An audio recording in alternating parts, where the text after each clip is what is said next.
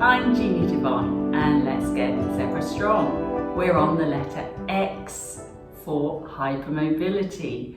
I'm going to chat today for our letter X about X legs. So do you ever have that sort of feeling that when you stand, come a bit closer, when you stand, your knees kind of roll in and you look like you've got a sort of an X, so the feet are going out and the knees are coming in, so we've got this sort of X position in our legs as opposed to sort of a more straight position.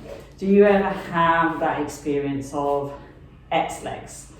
When we do X legs, the pelvis gets pushed forward a little bit as well, because what's happening with X legs, and it's very common in hypermobility, is that because we're kind of hanging into that posture, the thigh bones internally rotate, so they spiral inwards, and that internal rotation tips the pelvis forward typically for a lot of people, causing a bigger lordosis in their back. So where's that X leg coming from? So in my opinion, it's not the fault of the poor old knees. The knees get a lot of bad press.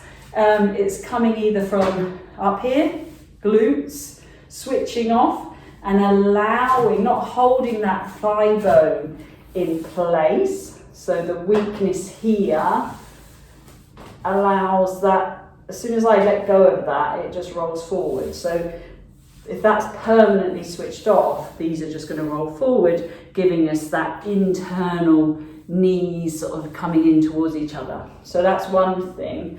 And then if you've got your flat pronated feet rolling in, again, I'll just see what happens to my knees. So here are my feet when I'm standing with them in a good alignment. If I let them collapse and just roll in, you can see, so here normal, they're over pronated flat feet, normal flat feet. So it could be both.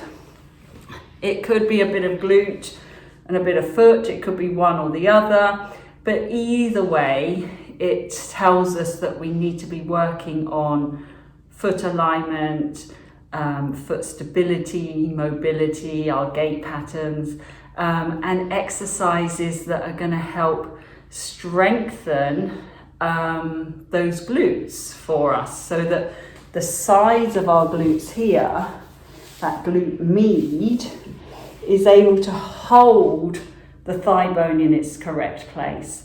And that doesn't mean squeezing and fixing it and holding it. It just means gradually building up that strength. So we talk a lot about the shoulders. To get proper shoulder placement, we're spiraling and letting the shoulders settle. The legs need to do the same. They need to spiral so that we get the glutes to switch on. So if your thigh bones have, for many, many years been rolling inwards, they're not really aware of how to spiral outwards. And so we lose that up and out strong feeling through the body, and we end up going in and down, and that includes our knees rolling in and down.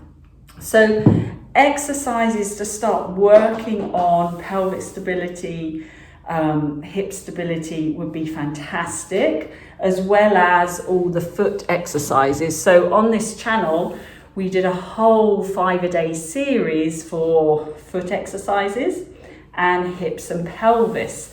So if you haven't watched those videos, I'd head over and have a look at my 5-a-day for feet and my 5-a-day for hips and pelvis, and they will help get you started on some of these exercises.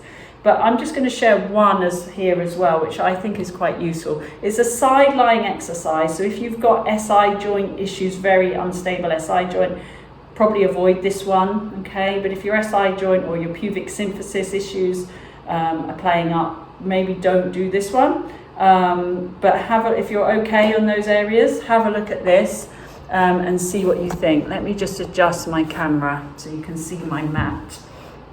Okay, so you'll need a head support. I haven't got one here, but if you've got, you need a cushion or something to make sure your head isn't falling off onto the mat. Okay, I'm just going to prop myself up You don't have to do this, obviously it can be quite uncomfortable if you're not used to it. So either lying on your head or having a cushion here to hold yourself up. It's really important that you don't lie on the floor like this and your neck's obviously in a really horrible position. So I'm going to sit in a chair position. So nice box legs. Check that when you sit in your chair position, you can use your mat or your bed to try and line yourself up if you're doing this in bed. You don't want to end up in sort of a shell position like this because we're totally out of alignment. So I'm trying my best to lengthen my spine. And you want to make sure that when you sit in your chair, the hip doesn't roll forward like this. Okay, so again, that's that X legs rolling everything in. So can I feel I can draw that back? So my pelvis is hip over hip. Okay, so see if you can find that. And then obviously spine is long while we're not sort of looking down. Try not to look down and look at what you're doing. Try and stay nice and lengthened. And then you can put your hand on this sort of area of your glute, which is what we're trying to strengthen. Okay, and this might be really challenging to begin with, so don't worry if you're like, gosh, I can't do that. Okay, just going to take some proprioception and awareness. So this is the area we're going to be, basically we're going to be lifting the leg up, and this is the area we're going to be lifting from.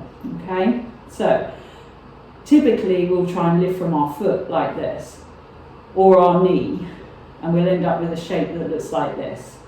Okay, what I want you to do is try and create a mirror image of the leg underneath. So from here, I'm really going to send all my attention into this area where my hand is, and touch can be really useful, and you're going to try and lift from your hand so that you create a small mirror image of the leg underneath.